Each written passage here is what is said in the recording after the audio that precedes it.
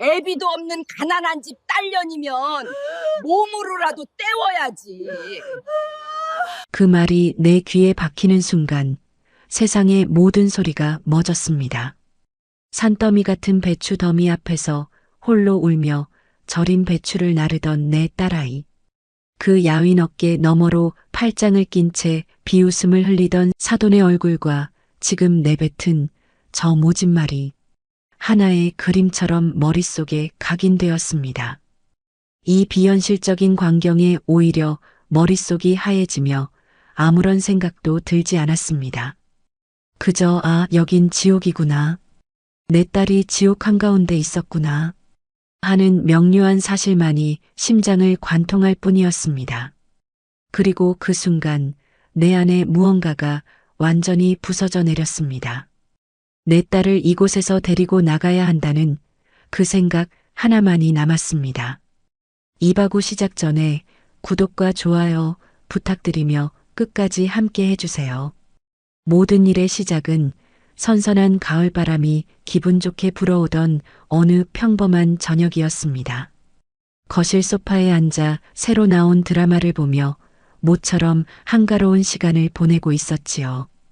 곧 태어날 손주를 위해 떠놓았던 앙증맞은 털신을 만지작거리며 금쪽 같은 내 딸 지연이의 얼굴을 떠올렸습니다.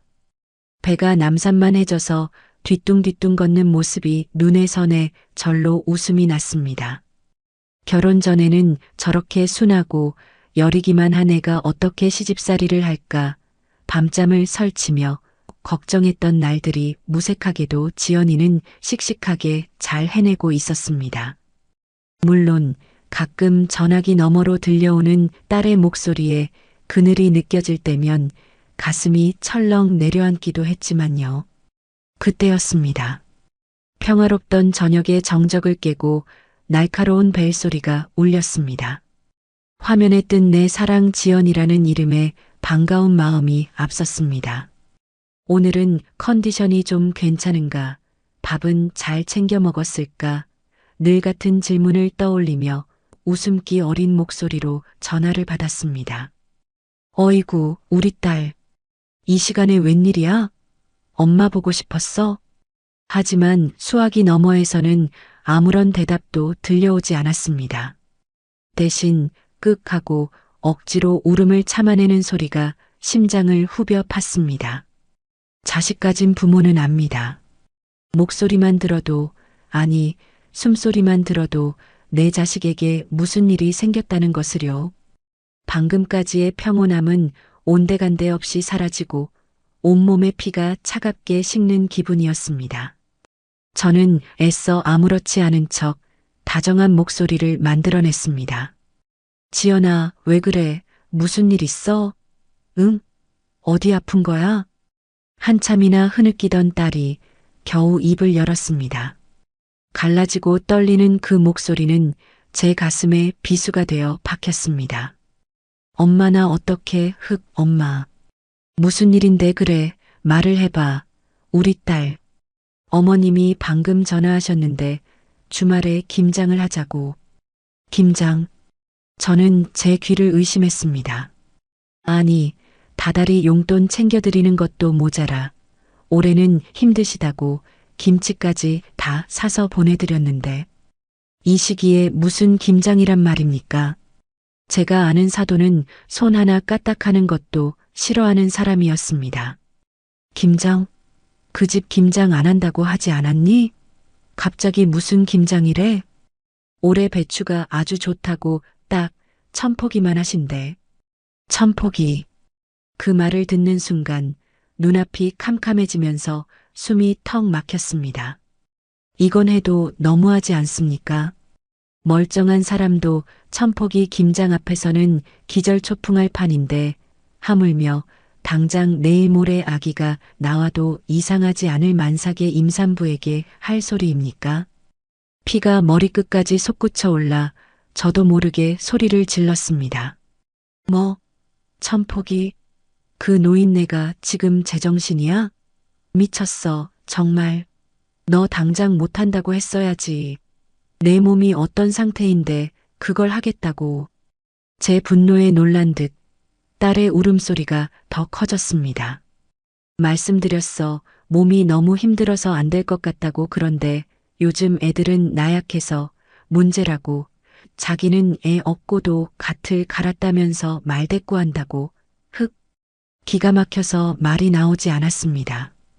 사돈의 그 우아한 말투 뒤에 숨겨진 뱀 같은 속내를 저는 진작에 알아봤어야 했습니다.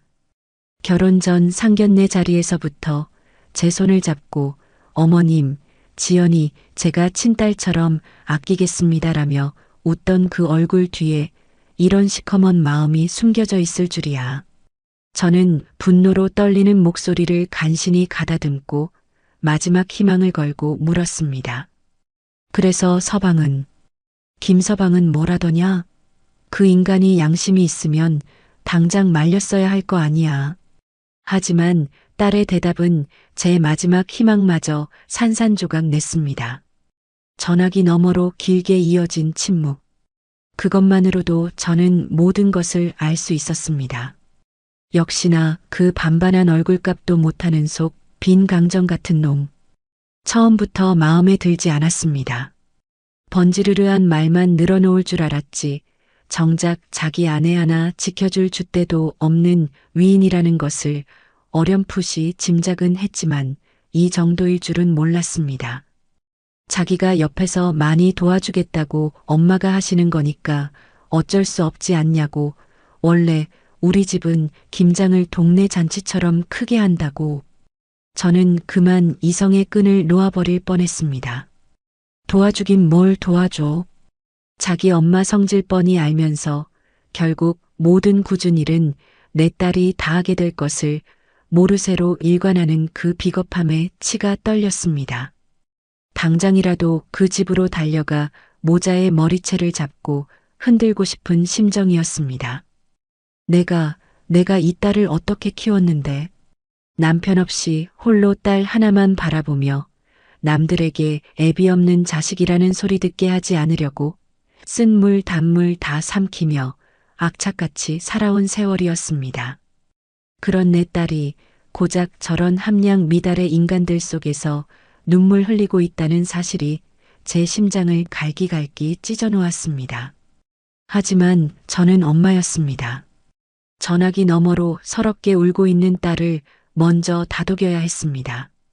제가 여기서 무너지면 제 딸은 기댈 곳 하나 없이 완전히 무너져 내릴 테니까요.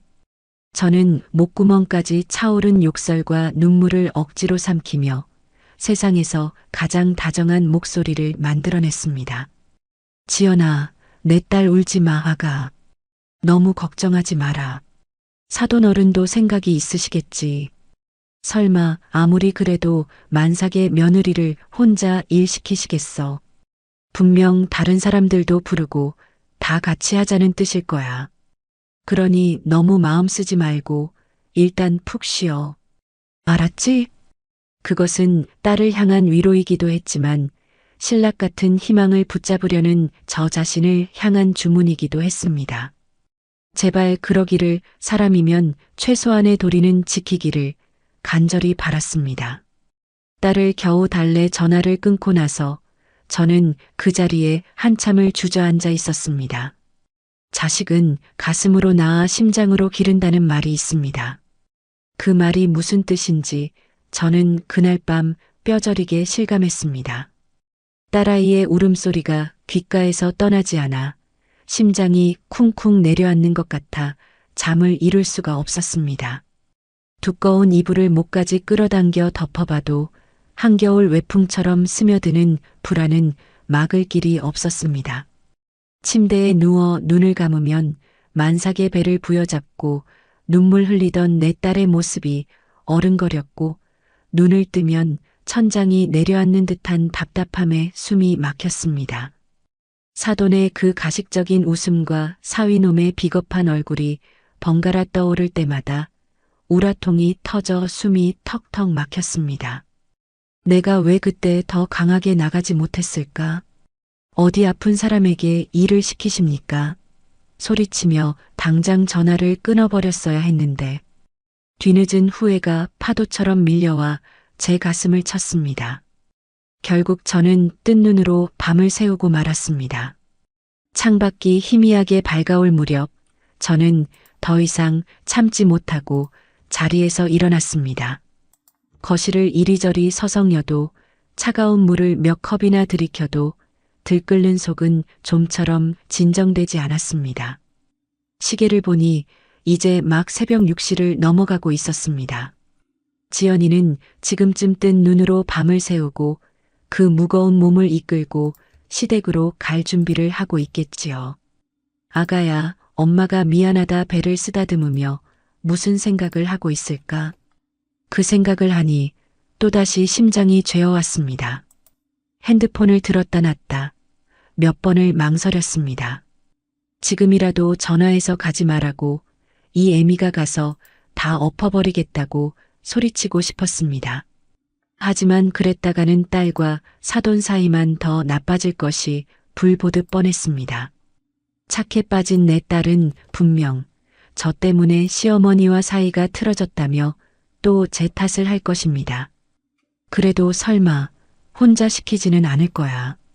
어젯밤 딸에게 했던 말을 스스로에게 되뇌며 애써 마음을 다잡아 보려 했습니다. 내가 너무 예민하게 구는 걸지도 몰라. 사돈도 사람이니 생각이 있겠지. 막상 가면 시누이도 와 있고 동네 사람들도 불러서 잔치처럼 북적거릴 거야. 하지만 그런 긍정적인 생각들은 천폭이라는 어처구니 없는 숫자 앞에서 힘없이 부서져 내렸습니다. 사돈의 평소 행실을 떠올려 봤습니다. 백화점 VIP 라운지에서나 볼 법한 우아한 자태, 손에 물 한 방울 안 묻혀봤을 것 같은 고고한 얼굴. 그런 사람이 과연 흙 묻은 배추를 직접 나르고 고춧가루 범벅이 되어가며 김장을 할까? 상상이 되지 않았습니다. 결국 그 모든 굳은 일은 내 딸, 지연이의 몫이 될 것이라는 결론에 다다르자 더 이상 지체할 시간이 없었습니다. 내 딸은 지금 사지로 걸어 들어가는 중이나 다름없었습니다. 어미 된 도리로서 더는 방관할 수 없었습니다. 안 되겠다. 가봐야겠다. 저는 옷을 깨어 입고 조용히 현관으로 향했습니다. 마치 중대한 결심을 한 사람처럼 모든 행동에 군더더기가 없었습니다. 벽에 걸린 차키를 움켜쥐는 손이 잘게 떨렸지만 제 눈빛은 그 어느 때보다 단단했습니다. 조용히, 아주 조용히 가서 상황만 보고 오자. 만약 내 예상과 달리 여러 사람이 모여 화기애애하게 김장을 하고 있다면 그때는 조용히 차를 돌려 돌아오면 되는 것이었습니다. 괜한 걱정으로 딸의 시댁에 찾아온 유난스러운 친정엄마가 되고 싶지는 않았습니다. 하지만 만약 내 불길한 예감이 사실이라면 저는 거기까지는 차마 생각하고 싶지 않았습니다. 저는 스스로를 합리화하며 차가운 새벽 공기를 뚫고 밖으로 나섰습니다. 지하 주차장으로 내려가는 내내 쿵, 쿵, 쿵 제 발소리가 동굴처럼 울렸습니다. 딸의 시댁으로 향하는 길은 유난히 멀고 어둡게 느껴졌습니다. 새벽의 도로는 한산했지만 제 마음은 천근만근 무거웠습니다. 핸들을 잡은 손에 나도 모르게 힘이 들어갔습니다. 라디오를 틀자 마침 경쾌한 트로트가 흘러나왔지만 그마저도 귀에 들어오지 않았습니다. 오히려 그 흥겨운 가락이 제 불안한 마음과 극명한 대조를 이루며 저를 더욱 비참하게 만들 뿐이었습니다. 저는 결국 라디오를 꺼버렸습니다. 차 안에는 제 거친 숨소리와 불안하게 떨리는 엔진 소리만이 가득했습니다.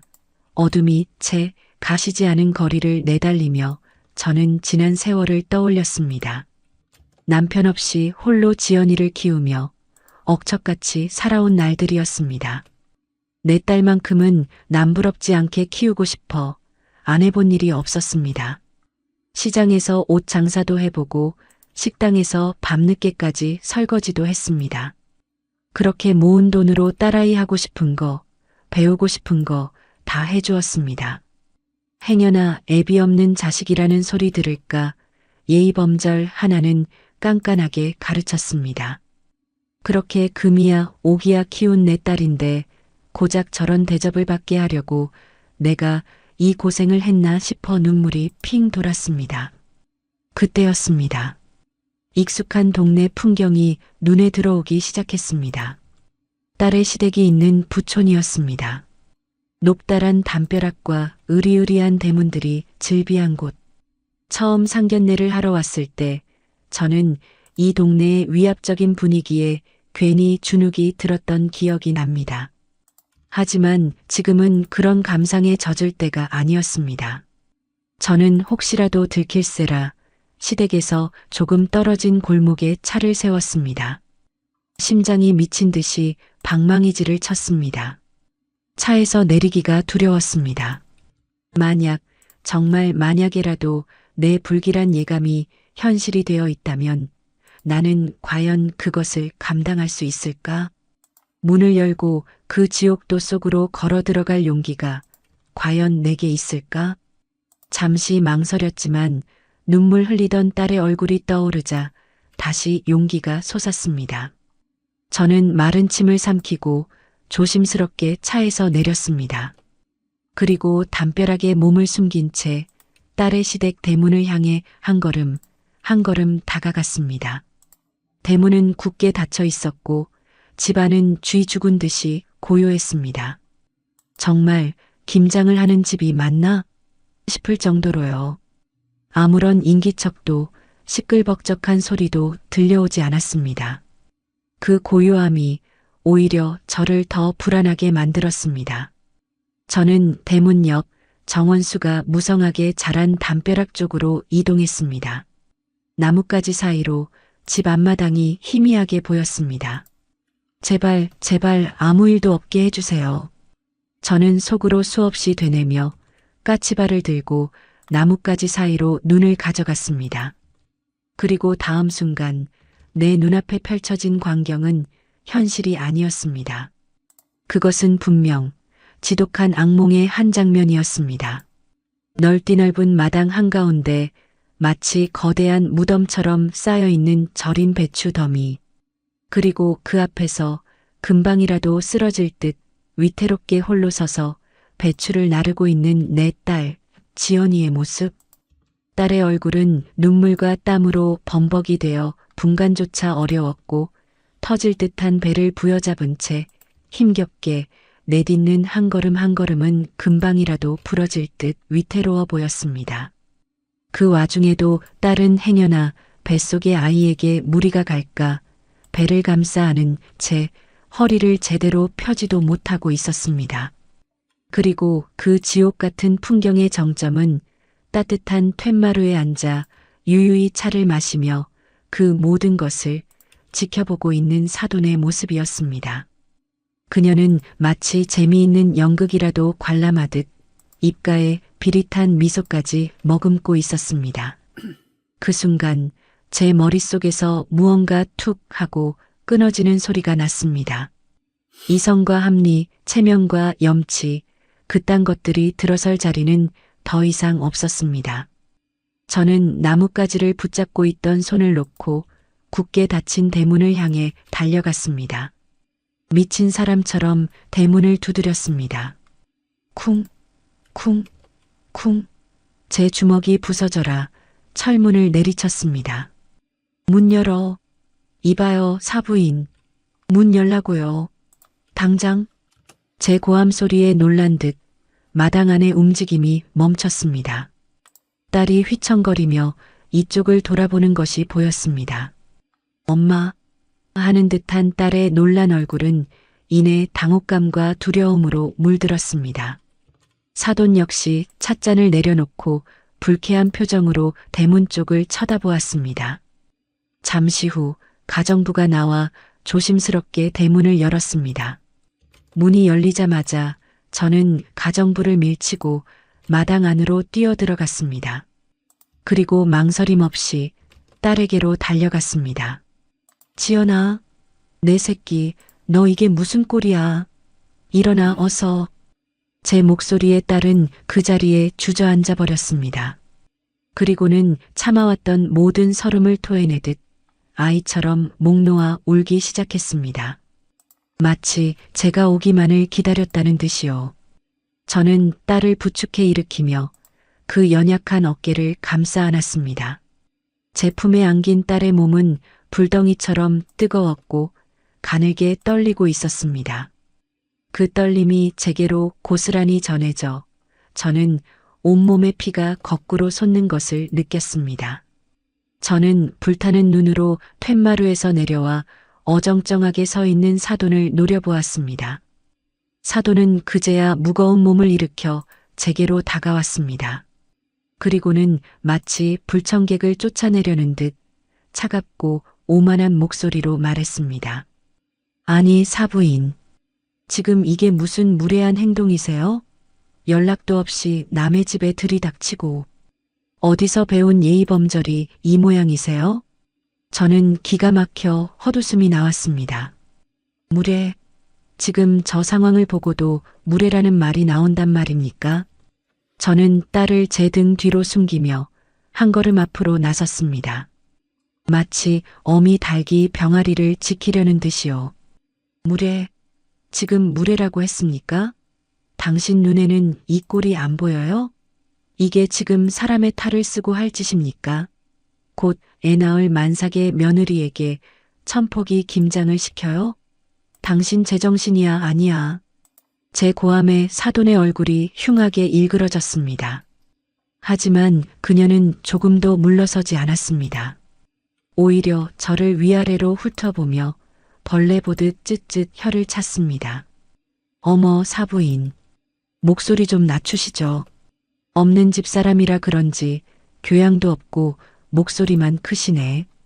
그리고 이게 뭐 그리 대단한 일이라고 유난이세요? 며느리가 시댁 김장 돕는 게 당연한 거지. 임신한 게 벼슬이에요? 나 때는 애둘 없고도 밭을 갈았어요. 요즘 것들은 나약해서 문제라니까. 남들 다 하는 김장. 나 때는. 저는 그 말에 이성의 마지막 끈이 끊어지는 것을 느꼈습니다.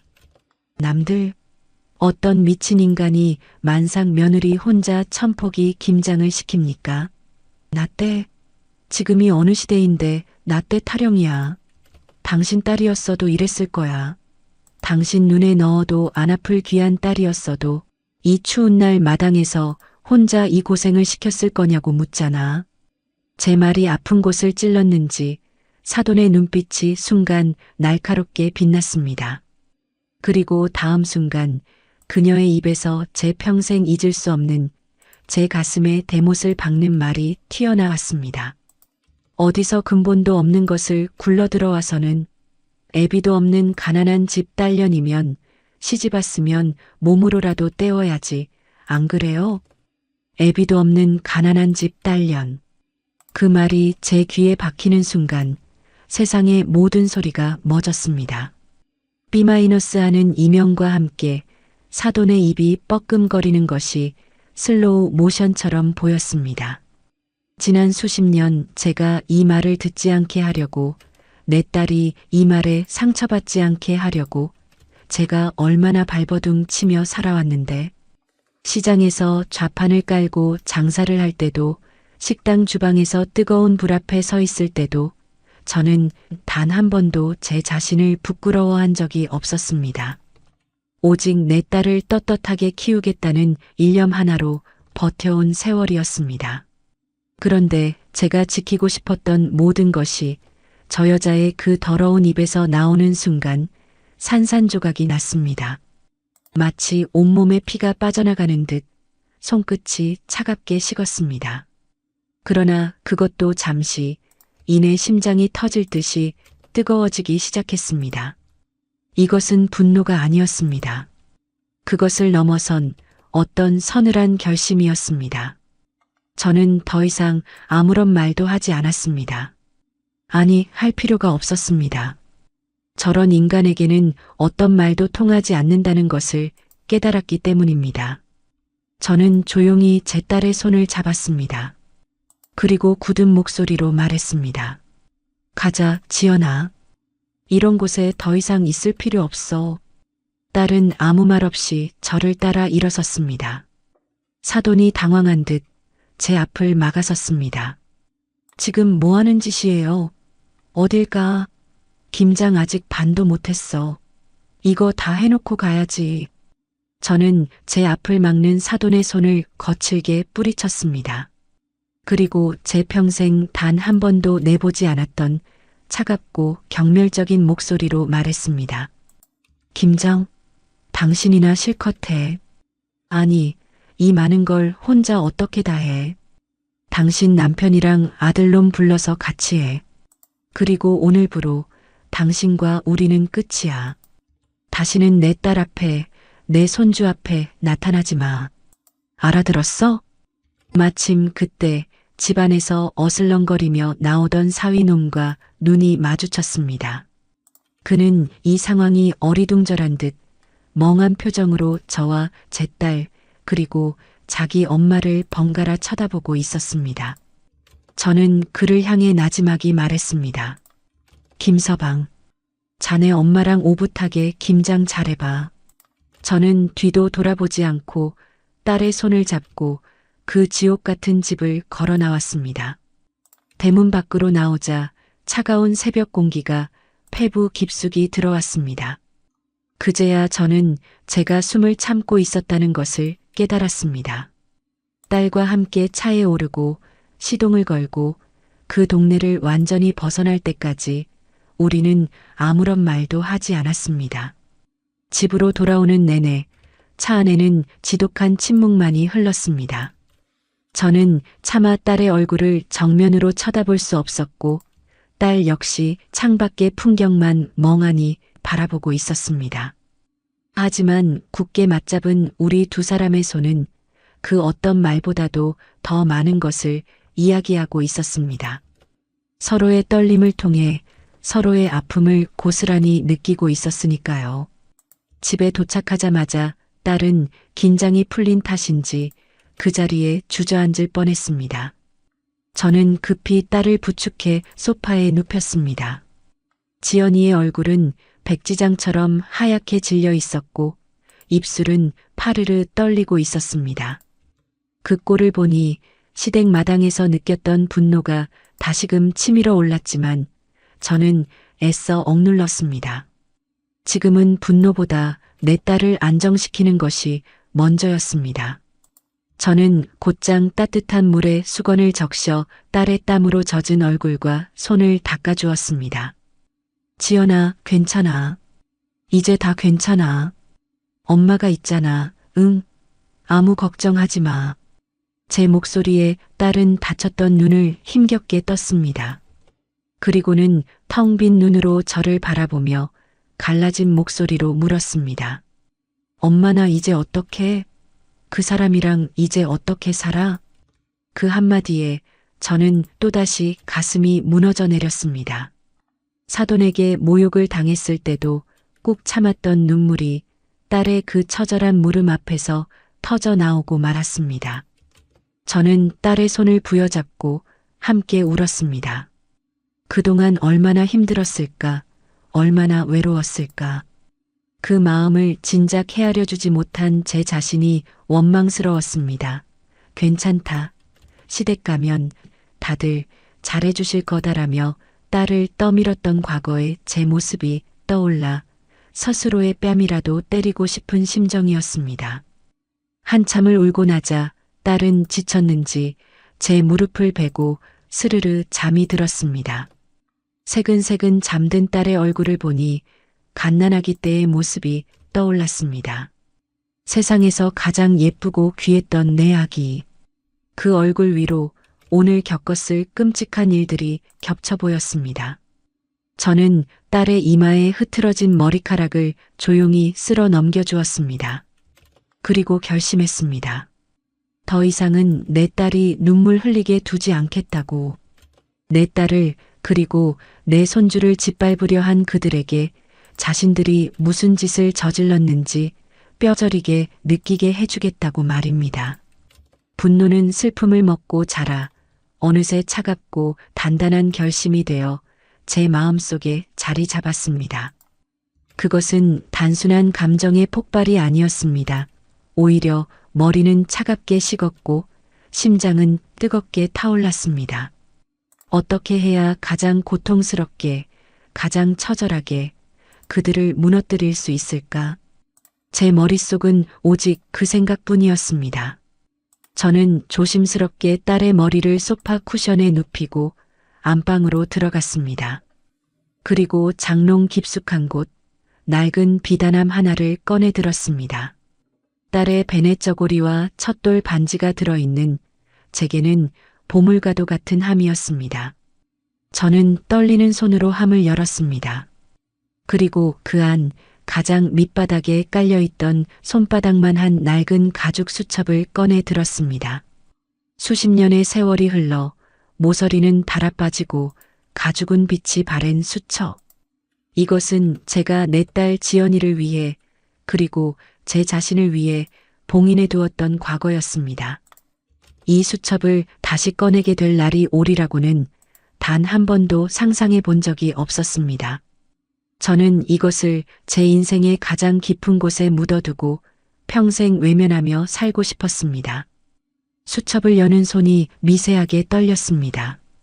이것을 여는 순간 다시는 예전으로 돌아갈 수 없다는 것을 알았기 때문입니다. 제가 그토록 지키고 싶었던 내 딸의 평범하고 소박한 행복이 산산조각 날 수도 있다는 것을요. 과연 이것이 옳은 선택일까? 잠시 망설였습니다. 복수는 또 다른 복수를 낳을 뿐이라고 누군가는 말했습니다. 하지만 이내 사돈의 그 경멸에 찬 눈빛과 애비 없는 년이라던 악독한 목소리가 귓가에 울렸습니다. 망설임은 순식간에 사라지고 그 자리에 서늘한 분노가 차올랐습니다. 그래, 평범한 행복은 이미 저들에 의해 깨져버렸다. 그렇다면 나도 더 이상 망설일 이유가 없었다. 이것은 복수가 아니었다. 내 딸을 지키기 위한 전쟁이었다. 저는 수첩의 마지막 장을 펼쳤습니다. 그곳에는 단 하나의 이름과 전화번호가 적혀 있었습니다. 정태성 회장 비서실. 지연이의 친아버지이자 제가 단 한 번 사랑했던 남자, 그리고 지금은 국내 굴지의 그룹을 이끄는 회장이 된 사람. 저는 그와 헤어진 이후 단 한 번도 그에게 연락한 적이 없었습니다. 그의 도움 없이 오직 내 힘으로 딸을 훌륭하게 키워내고 싶었기 때문입니다. 그의 거대한 그림자 속에서 벗어나 온전히 내 딸과 나만의 삶을 살고 싶었습니다. 하지만 지금은 그의 힘이 필요했습니다.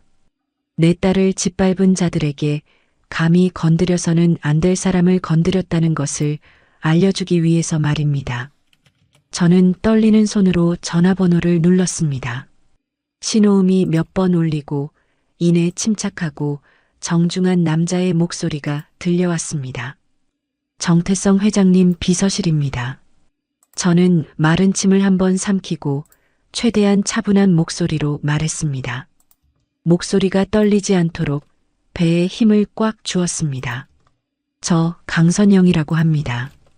오래전 회장님을 배웠던 사람입니다. 수화기 너머의 비서는 잠시 말이 없었습니다. 전산 기록을 확인하는 듯 잠시 타자 소리가 들렸습니다. 이내 그의 목소리가 조금은 놀란 듯 하지만 훨씬 더 정중하게 되물었습니다. 강선영님 확인되었습니다. 회장님께서 지금 이사회 주재 중이십니다만 잠시만 기다려 주시겠습니까? 강선영님의 연락은 그 어떤 상황에서도 최우선으로 보고하라는 지시가 있었습니다. 그 말이 제 가슴을 먹먹하게 만들었지만 지금은 감상에 젖을 때가 아니었습니다. 잠시 후 수화기 너머로 육중한 문이 열리는 소리와 함께 웅성거리던 여러 사람의 목소리가 잦아드는 것이 느껴졌습니다. 그리고 이내 30년의 세월을 뛰어넘어 낯설지만 익숙한 낮고 중후한 목소리가 들려왔습니다. 선영아. 그 한마디에 저는 참고 있던 눈물을 다시 터뜨리고 말았습니다. 수십 년간 잊고 살았다고 생각했는데 아니었습니다. 그의 목소리는 제 심장의 가장 깊은 곳에 잊히지 않는 낙인처럼 새겨져 있었던 것입니다. 저는 울음을 삼키며 떨리는 목소리로 겨우 입을 열었습니다. 태성 씨, 나나 어떡해? 무슨 일이야? 말해봐. 괜찮아. 천천히 말해. 그의 차분한 목소리에 저는 오늘 있었던 모든 일을 하나도 빠짐없이 그에게 들려주었습니다. 만삭의 딸에게 천폭이 김장을 시킨 시어머니의 만행, 애비 없는 년이라는 모욕적인 언사, 제가 겪은 모욕, 제 딸이 겪은 고통, 그 모든 것을 담담하지만 단호한 목소리로 전했습니다. 제 이야기가 길어질수록 수화기 너머의 그의 숨소리는 점점 더 거칠어졌습니다. 모든 이야기를 마쳤을 때 그는 한동안 말이 없었습니다.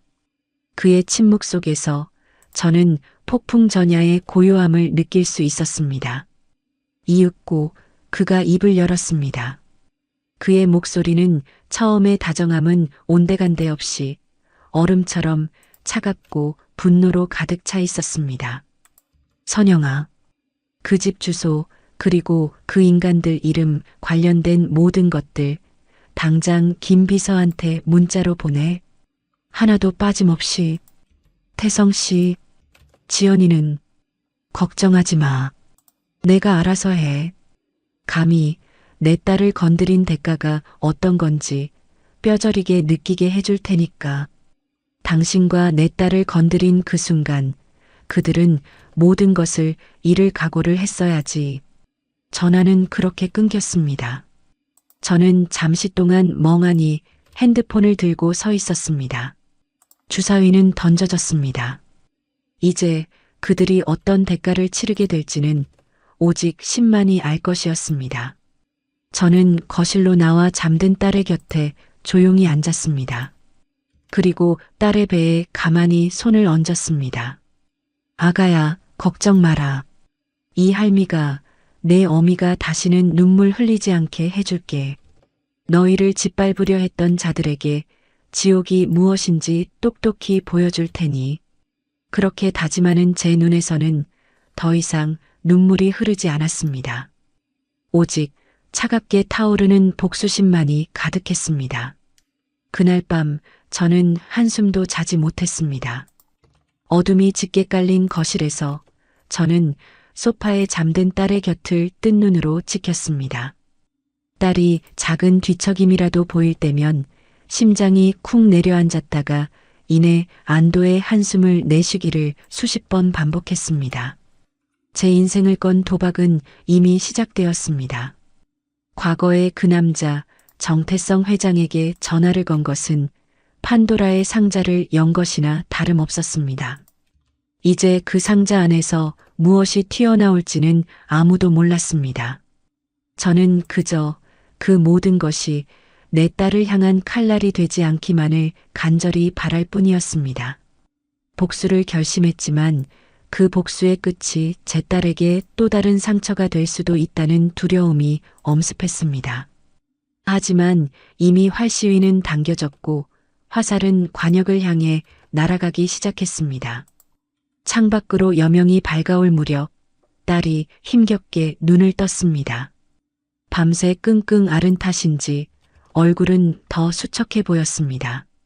저는 아무 일 없었다는 듯 최대한 밝은 미소를 지으며 딸의 이마를 짚었습니다. 지연아, 일어났어? 몸은 좀 어때? 열은 없는 것 같네. 딸은 잠시 멍하니 저를 바라보다가 어젯밤의 일이 떠오른 듯 얼굴이 급격히 어두워졌습니다.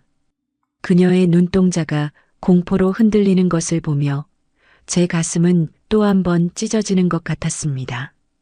엄마 나 꿈을 꾼 것 같아 끔찍한 악몽을 그 사람들이 나한테. 딸은 말을 잇지 못하고 다시 울음을 터뜨렸습니다. 저는 딸의 손을 따뜻하게 잡아주며 말했습니다. 그래, 다 악몽이야. 이제 다 끝났어. 그러니까 아무 걱정하지 마. 엄마가 우리 딸 좋아하는 잣죽 쑤어놨어. 그거 먹고 기운 차리자. 응? 우리 아기도 배고플 텐데. 저는 딸을 식탁에 앉히고 정성껏 끓인 잣죽을 내어주었습니다. 딸은 입맛이 없는지 몇 술 뜨지 못했지만 저는 억지로라도 먹이려 애썼습니다. 뱃속의 아이를 위해서라도 제 딸은 무너져서는 안 되었으니까요. 우리가 그렇게 아슬아슬한 평화를 유지하고 있을 때 제 핸드폰이 짧게 울렸습니다. 정태성 회장이었습니다. 다 정리했다는 짧고 간결한 문자였습니다. 그 문자를 보는 순간 저는 심장이 멎는 것 같았습니다. 정리했다니 무엇을 정리했다는 말인가? 불과 하룻밤 사이에 그가 대체 무슨 일을 벌인 것일까? 저는 애써 태연한 척하며 핸드폰을 뒤집어 놓았지만 손끝이 차갑게 식어오는 것은 어쩔 수 없었습니다. 심장이 미친 듯이 뛰기 시작했습니다. 올 것이 왔다는 그런 직감이 들었습니다. 그때였습니다. 아침 뉴스를 전하던 TV 화면에 긴급 속보 자막이 떴습니다. 중견 건설사 대성건설 최종 부도 처리 위기. 대성건설. 그것은 바로 제 사돈의 회사였습니다. 뉴스를 전하는 앵커의 목소리는 다급했습니다. 어젯밤 대성건설의 최대 주주이자 핵심 투자자인 제이지그룹이 갑작스럽게 모든 투자금을 회수하고 지분을 전량 매각하겠다고 선언했습니다. 이 여파로 대성건설의 주가는 개장과 동시에 폭락했으며 자금난에 시달리던 대성건설은 결국 오늘 오전 최종 부도 처리될 위기에 놓였습니다. 업계에서는 제이지그룹의 이러한 이례적인 결정에 대해 여러 추측이 난무하고 있습니다. 제이지그룹. 바로 정태성 회장의 회사였습니다. 저는 저도 모르게 마른 침을 삼켰습니다. 이것이 그가 말한 정리의 시작이었습니다. 화면에는 망연자실한 표정으로 기자들에게 둘러싸인 사돈의 얼굴이 비쳤습니다. 어제 마당에서 보았던 그 오만하고 거만하던 모습은 온데간데없고 마치 상갓집의 개처럼 초라하고 비참해 보였습니다. 그의 옆에서 시어머니는 거의 실신 직전인 듯 주변 사람들에게 부축을 받고 있었습니다. 저는 속으로 차갑게 웃었습니다. 꼴 좋다 영감탱이야. 내가 평생을 바쳐 이룬 그 회사가 하룻밤 사이에 먼지처럼 사라지는 기분이 어떠냐? 하지만 이건 시작에 불과했습니다. 뉴스는 꼬리에 꼬리를 물고 시댁의 몰락을 전했습니다.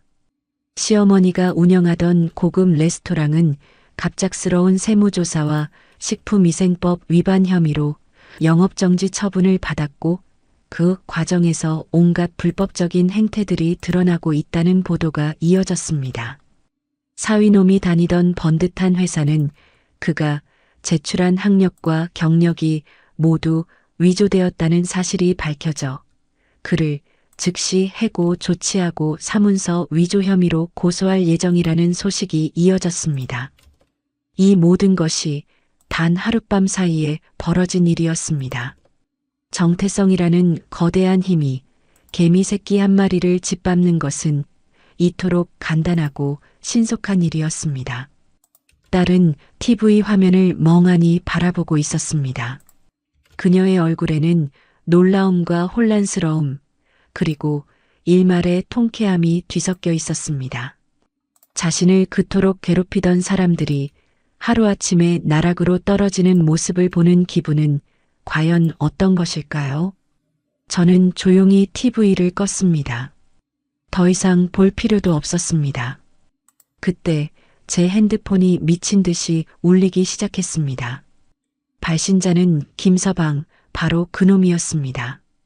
저는 잠시 망설이다 스피커폰으로 전화를 받았습니다. 딸이 들어야 한다고 생각했습니다. 자신을 버리고 방관했던 남자의 비참한 마지막을 똑똑히 들어야 한다고 생각했습니다. 수화기 너머로 거의 울부짖음에 가까운 그의 목소리가 터져 나왔습니다. 장모님, 장모님, 제발, 제발 전화 좀 받아주세요. 이게 대체 어떻게 된 일입니까? 저희 집이 하루아침에 망하게 생겼어요. 장모님이 하신 거죠? 그렇죠. 저는 코웃음을 치며 얼음장처럼 차가운 목소리로 대답했습니다. 김서방, 자네 지금 무슨 소리를 하는 건가? 나는 아무것도 모르겠는데. 하늘이 무섭지 않은가 보지. 남의 눈에 눈물 내면 제 눈에는 피눈물이 난다고 하더니만. 거짓말하지 마세요. 저희 집에 무슨 억하심정이 있어서 이러시는 겁니까? 제가 다 잘못했습니다. 제가 지연이한테 평생 속죄하며 살겠습니다. 제발, 제발 멈춰주세요. 저희 아버지 쓰러지시기 일보 직전입니다. 저는 그의 애원에 가소롭다는 듯이 말했습니다. 억하심정?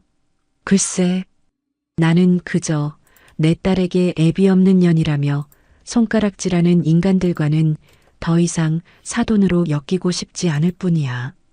그리고 자네 어머니가 그러셨지? 몸으로라도 떼어야 한다고. 이제부터 당신들 온몸으로 뼈저리게 떼어봐. 다시는 내 딸 이름 입에 담지 말고 내 눈앞에 나타나지도 마. 알아들었으면 다시는 전화하지 마. 저는 그대로 전화를 끊어버렸습니다. 그리고는 멍하니 저를 바라보는 딸을 향해 부드럽게 미소 지었습니다. 지연아, 다 끝났어. 이제 아무도 우리 딸 힘들게 못해. 하지만 저는 알고 있었습니다. 이것은 끝이 아니라 이제 겨우 시작일 뿐이라는 것을요. 진짜 복수는 이제부터 시작이었습니다. 그 폭풍 같은 날이 지나고 며칠의 시간이 흐르는 동안 우리 집은 외부와 단절된 고요한 섬과 같았습니다. 저는 의식적으로 TV 뉴스를 멀리했고 인터넷 세상의 소음으로부터 딸을 완벽하게 보호하려 애썼습니다. 지연이는 제 노력 덕분인지 아니면 스스로의 강인함 덕분인지 놀라울 정도로 빠르게 안정을 되찾아갔습니다. 밤마다 식은땀을 흘리며 깨어나는 횟수가 줄었고 낮에는 제법 미소를 띠며 뱃속의 아이와 대화를 나누기도 했습니다. 저는 그 모습을 지켜보며 한편으로는 안도하면서도 다른 한편으로는 서늘한 슬픔을 느꼈습니다. 어쩌면 제 딸은 그 지옥 같은 시간 속에서 자신을 지키기 위해 감정의 일부를 스스로 마비시켜버린 것일지도 모른다는 생각이 들었기 때문입니다. 그러던 어느 날 오후 창밖으로 장대비가 쏟아지던 날이었습니다. 저와 지연이는 거실 소파에 나란히 앉아 갓 태어날 아기를 위한 흑백 모비를 만들고 있었습니다. 조용한 클래식 음악이 흐르고 빗소리가 창문을 두드리는 평화로운 시간이었습니다. 바로 그때 그 평화를 깨뜨리는 날카로운 인터폰 벨 소리가 울렸습니다. 지연이의 손이 순간 멈칫하는 것을 보며 제 심장도 함께 덜컥 내려앉았습니다. 저는 아무렇지 않은 척 엄마가 보고 올게 하며 자리에서 일어났습니다. 인터폰 화면을 켠 순간 저는 제 눈을 의심했습니다. 화면 속에는 며칠 사이에 폭삭 늙어버린 사돈 내외와 넋이 나간 사람처럼 퀭한 눈으로 서 있는 김서방의 모습이 보였습니다. 그들은 쏟아지는 비를 고스란히 맞으며 마치 길 잃은 유령처럼 처참한 몰골로 서 있었습니다. 한때 세상을 호령할 듯 기세등등하던 그들의 모습은 온데간데 없었습니다. 인터폰 너머로 그들의 애처롭고 절박한 목소리가 빗소리에 섞여 들려왔습니다. 사부인, 제발 문 좀 열어주시오. 우리가 다 잘못했소. 장모님, 제발요. 지연이 얼굴만이라도 보게 해주세요. 제가 무릎이라도 꿇겠습니다. 네. 딸은 그들의 목소리를 듣자마자 몸을 딱딱하게 굳혔습니다. 손에 들고 있던 모비를 떨어뜨리는 것도 모른 채 그저 인터폰 화면만 뚫어져라 쳐다보고 있었습니다. 그녀의 눈동자 속에서 과거의 상처와 현재의 분노가 소용돌이치는 것이 보였습니다. 저는 조용히 일어나 딸의 어깨를 감싸 안았습니다. 제 손바닥을 통해 딸의 가냘픈 떨림이 고스란히 전해져 왔습니다. 괜찮아, 지연아. 엄마가 처리할게. 넌 여기 가만히 있어. 저런 추한 꼴 더는 보지 않아도 돼. 저는 인터폰의 통화 버튼을 눌렀습니다. 그리고는 제 안의 모든 감정을 지운 무미건조한 목소리로 말했습니다. 여긴 어떻게 알고 찾아왔죠? 다시는 눈앞에 나타나지 말라고 했을 텐데요. 사람 말귀를 못 알아들으시나? 제 목소리에 시어머니가 거의 울부짖듯 소리쳤습니다. 사부인, 우리가 다 잘못했소. 내가 이 늙은이가 죽을 죄를 지었어. 제발, 제발 우리 좀 살려주시오. 집도 넘어가고 길거리에 나앉게 생겼단 말이오. 평생 모은 재산이 하루아침에 휴지 조각이 됐어. 우리 며느리, 우리 지연이 얼굴 보고 용서를 빌게 해주시오. 저는 코웃음을 쳤습니다. 며느리? 이제 와서 며느리라니. 애비 없는 년이라며 온갖 모욕을 줄 때는 언제고 이제 와서 며느리라니 가소롭기 짝이 없었습니다. 자신들이 가진 것을 모두 잃고 나서야 자신들이 짓밟았던 존재를 찾는 그 이기심에 구역질이 났습니다. 당신들 입에서 나올 이름이 아니야. 내 딸 이름 더럽히지 마. 그리고 당신들 재산이 휴지 조각이 된 건 당신들이 자초한 일이지. 왜 나한테 와서 하소연이야? 장모님, 제가 무릎이라도 꿇겠습니다. 제발 지연이한테 제가 평생 속죄하며 살겠다고 전해주세요. 네, 장모님. 김서방의 목소리가 처절하게 울렸습니다. 그리고 다음 순간 그들은 정말로 인터폰 카메라 앞에서 질퍽한 빗속에 무릎을 꿇었습니다. 한때는 세상을 다 가진 것처럼 거만하게 굴던 자들이 이제는 비에 젖은 생쥐꼴로 납작 엎드려 용서를 구하고 있었습니다.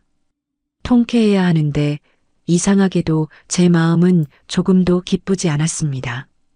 오히려 그들의 추악한 본성을 다시 한번 확인한 것 같아 역겨움과 혐오감만이 치밀어 올랐습니다.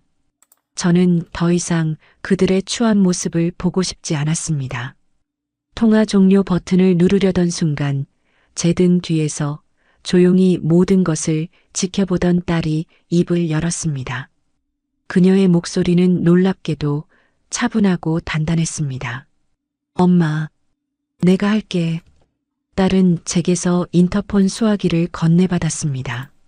그리고는 망설임 없이 인터폰 화면 속의 그들을 향해 얼음처럼 차가운 목소리로 말했습니다. 이제 와서 왜 이러세요? 당신들이 저한테 무슨 짓을 했는지 벌써 잊으셨어요?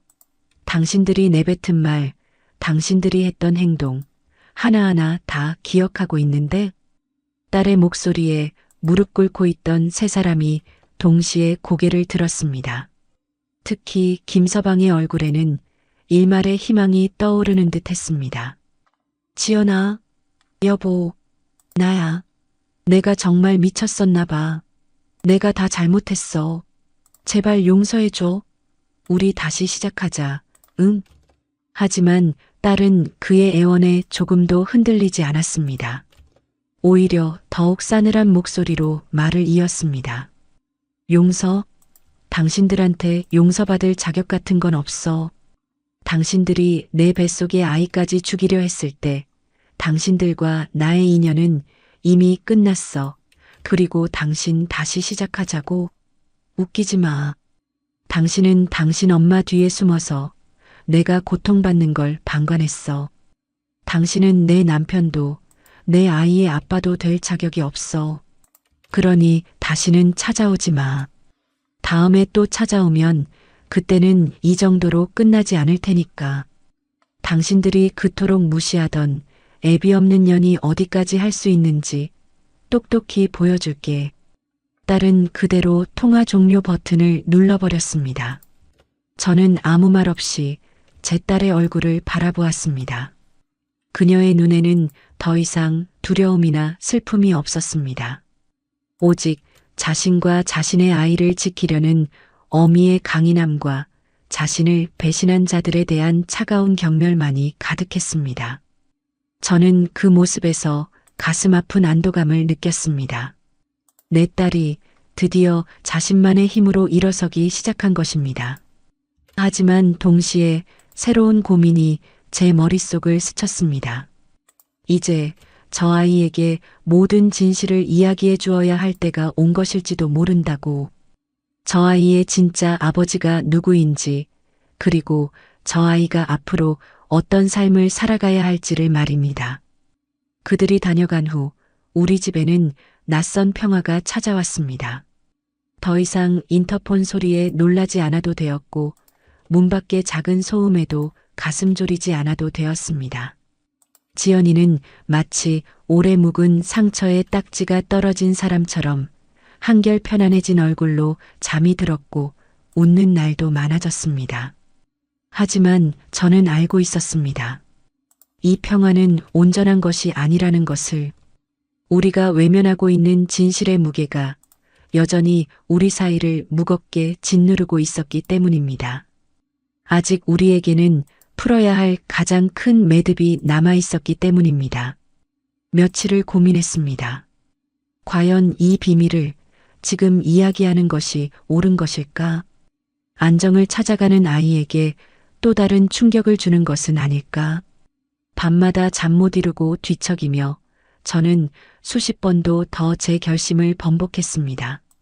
하지만 창문 너머로 멍하니 하늘을 바라보는 딸의 뒷모습을 볼 때마다 저는 다시금 마음을 다잡았습니다. 저 아이는 알아야 한다. 자신이 누구인지, 어디서 왔는지, 그리고 자신을 그토록 아끼고 사랑하는 또 다른 존재가 이 세상에 있다는 사실을 말입니다. 더 이상 딸을 제 거짓말 속에 가두어 둘 수는 없었습니다. 결전의 날, 저는 평소보다 조금 더 정성스럽게 아침을 준비했습니다. 딸이 좋아하는 따뜻한 미역국과 갖가지 나물 반찬을 차렸습니다. 우리는 아무 말 없이 밥 먹는 소리만이 들리는 조용한 식사를 마쳤습니다. 어색한 침묵이 우리 사이를 맴돌았습니다. 그리고 제가 따뜻한 숭늉을 따라 내밀었을 때 저는 용기를 내어 입을 열었습니다. 지연아, 엄마가 너에게 꼭 해줄 이야기가 있어. 제 목소리가 무겁게 가라앉아 있었던 탓일까요? 딸은 숭늉 그릇을 내려놓고 긴장된 표정으로 저를 바라보았습니다. 그 눈빛 속에서 그녀 역시 무언가를 예감하고 있다는 것을 알 수 있었습니다. 저는 딸의 손을 가만히 잡았습니다. 그 온기가 제게 용기를 주는 것 같았습니다. 놀라지 말고 끝까지 들어줘. 엄마가 하는 이야기. 이 이야기는 아주 오래전 엄마가 너처럼 예뻤던 20살 시절의 이야기야. 저는 지난 30년 동안 제 가슴 속 가장 깊은 곳에 묻어두었던 이야기를 꺼내기 시작했습니다. 제가 20살 꽃다운 나이에 한 남자를 어떻게 만나고 어떻게 사랑했는지, 그가 얼마나 다정하고 따뜻한 사람이었는지, 낡은 서점에서 우연히 같은 책을 집어들었던 첫 만남, 비 오는 날 하나의 우산을 나눠 쓰고 걸었던 밤길, 서로의 미래를 그리며 웃음 짓던 수많은 날들, 그리고 그의 집안의 엄청난 반대와 우리 두 사람의 어쩔 수 없었던 이별에 대해서 말입니다. 그 사람 집안에서는 고아인 나를 절대 받아들일 수 없다고 했어.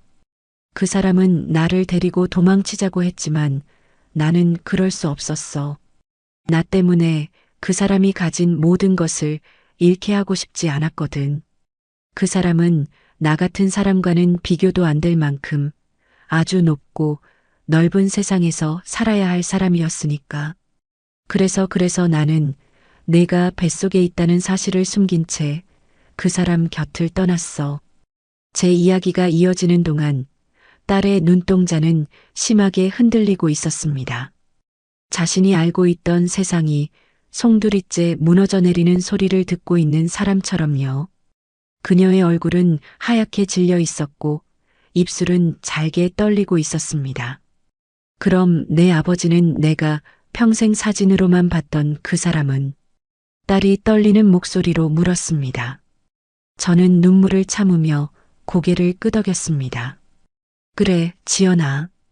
내 아버지는 돌아가신 게 아니야. 살아계셔.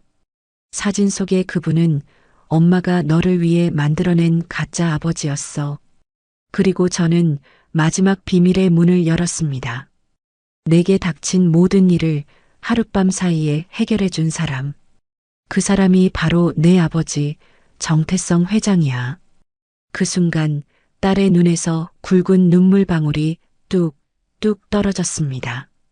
그것은 슬픔의 눈물이라기보다는 거대한 진실 앞에서 느끼는 충격과 혼란의 눈물이었습니다. 딸은 아무 말도 하지 않았습니다. 그저 텅 빈 눈으로 저를 바라볼 뿐이었습니다. 저는 딸의 손을 더욱 꽉 잡으며 제 진심을 전했습니다. 미안하다, 지연아. 평생 너를 속여서 미안해.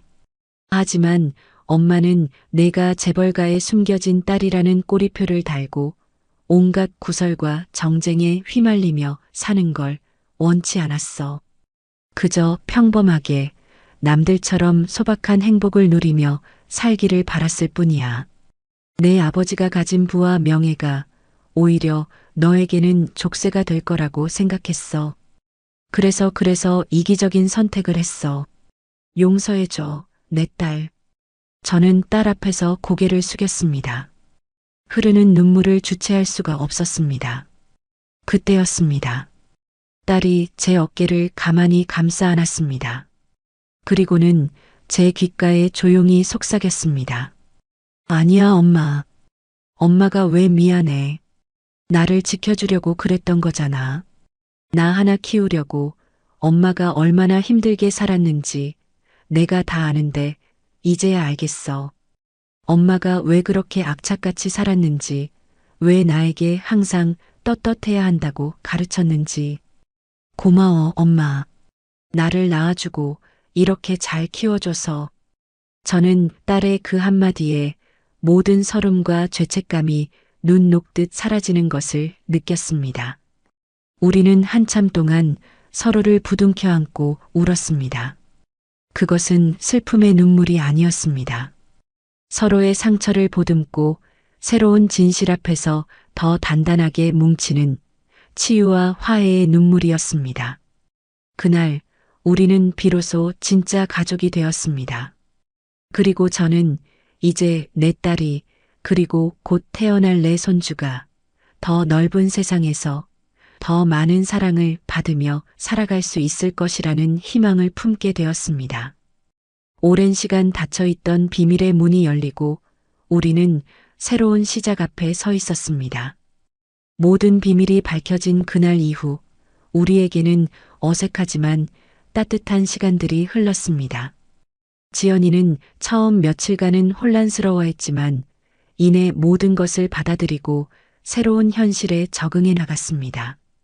정태성 회장, 아니, 이제는 지연이의 아버지가 된 그는 매일같이 우리 집으로 사람을 보내 딸에게 필요한 온갖 물건들을 보내왔습니다. 최고급 유기농 식자재부터 아기에게 좋다는 값비싼 영양제와 육아용품까지.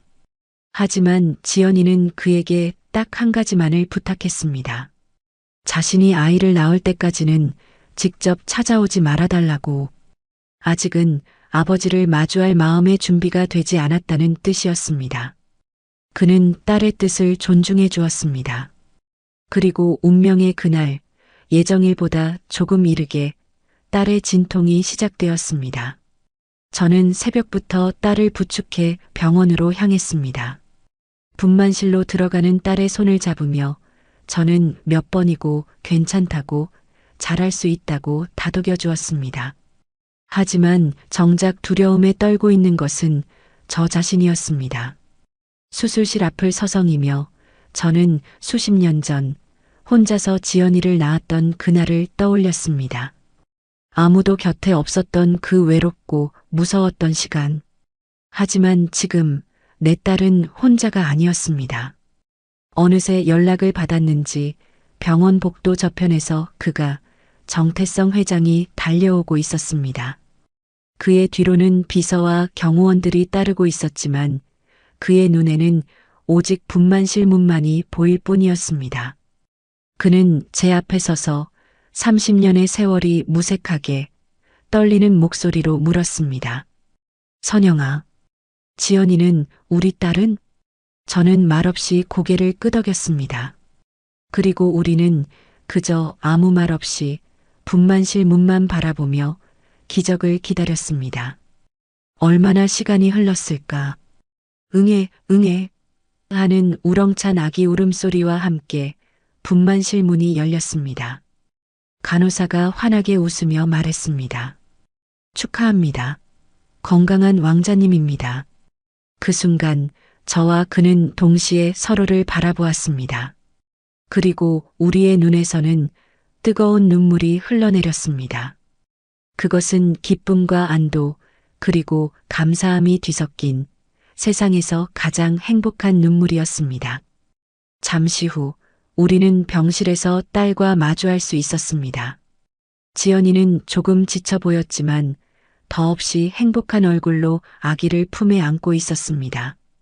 그리고 그녀의 곁에는 낯설지만 따뜻한 눈빛으로 아기와 딸을 번갈아 바라보는 한 남자가 그녀의 아버지가 서 있었습니다.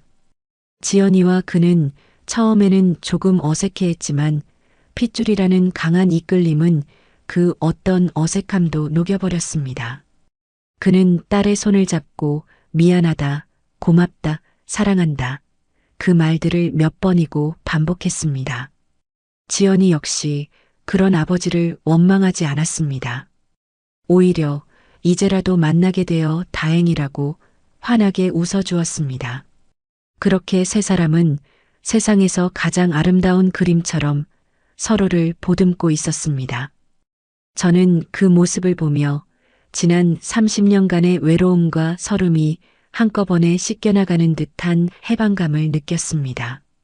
시간이 흘러 100일 후, 우리는 화려한 호텔 연회장이 아닌 따스한 햇살이 들어오는 우리 집 거실에서 소박하지만 그 어떤 잔치보다 의미 있는 100일 잔치를 열었습니다.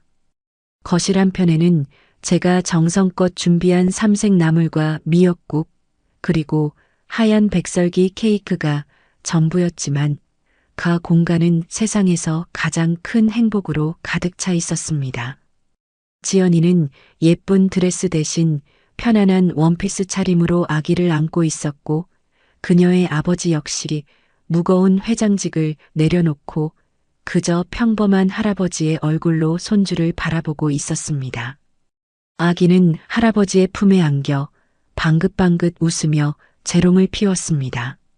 그는 아기의 작은 손을 자신의 큰 손으로 감싸 쥐고는 눈을 떼지 못했습니다.